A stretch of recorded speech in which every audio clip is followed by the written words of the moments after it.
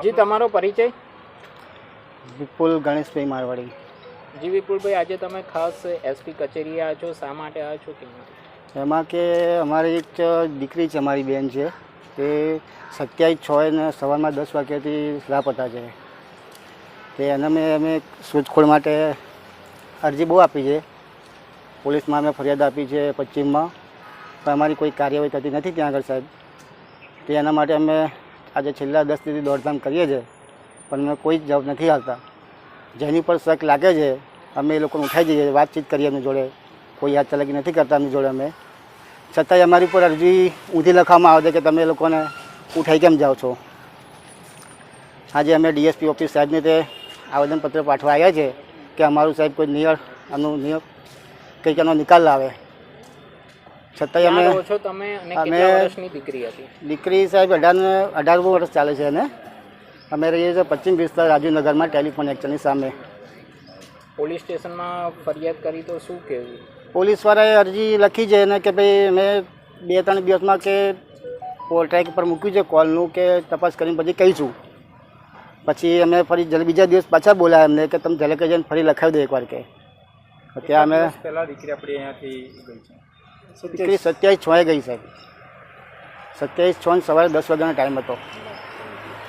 ત્યાંથી અમે આખો દિવસના જે છોકરાના સગાવાળાને ત્યાં બધે ફરી વાર એમના સગાવાળા જ્યાં ત્યાં રહે છે બધે ગયા.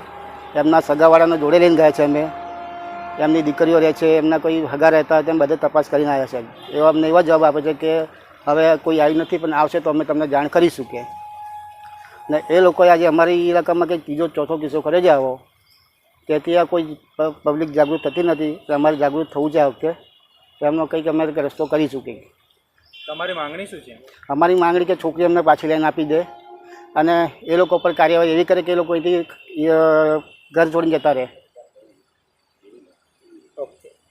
આજે કેટલા દિવસ 10 દિવસ થયા ગાયબ થઈ ગઈ છે, કોઈ કાર્યવાહી કરતા નથી. ચોથો કેસ થયો છે, છોકરીઓ ઉઠાઈ નાખે છે અને ભગાડીને કોઈ કાર્યવાહી કરતા છે નથી પોલીસવાળા.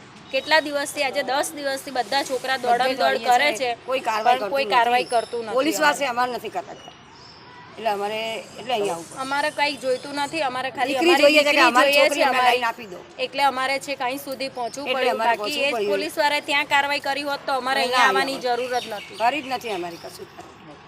અગાઉ ક્યારે કેસ બન્યા છે? 3 કેસ બન્યા છે. એ તો કેટલો ટાઈમ ભોગવીને ખાસો ટાઈમ થયો છે, 10-15 વર્ષ જેવું થઈ ગયું છે. એક છોકરીને તો વેચી કાઢી એ લોકોએ, તોય અમે જતું. ફરી એક છોકરીનો ફરી કેસ થયો.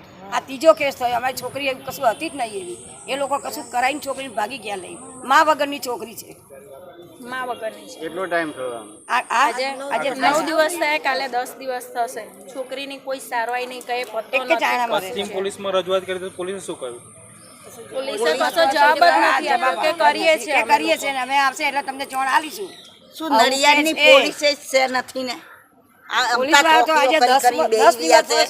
ચોકી અમતી કરીને બેહી રહ્યા છે. ના હોય તો તોડી નાખો ચોકીને. આજે આટલા દિવસથી પગારો લે છે, સરકારી પગારો લે છે. છોકરીઓ લોકોની ભાગી જાય તો કશું કાર્યવાહી નહીં કરતા. કેમ કે નડિયાદની પોલીસને પૈસા ખવડાવો ને તો પોલીસ તૈયારીમાં હાજર થાય છે. આ જે લોકો લઈ જાય છે એ તમારી નજીકમાં રહે છે એવું છે? એવું કમાર છોકરી હાજર કરો, અમારી છોકરી જોઈએ. જે થયું હોય પણ અમને છોકરી લઈને આપો, અમારી છોકરી જોઈએ છે.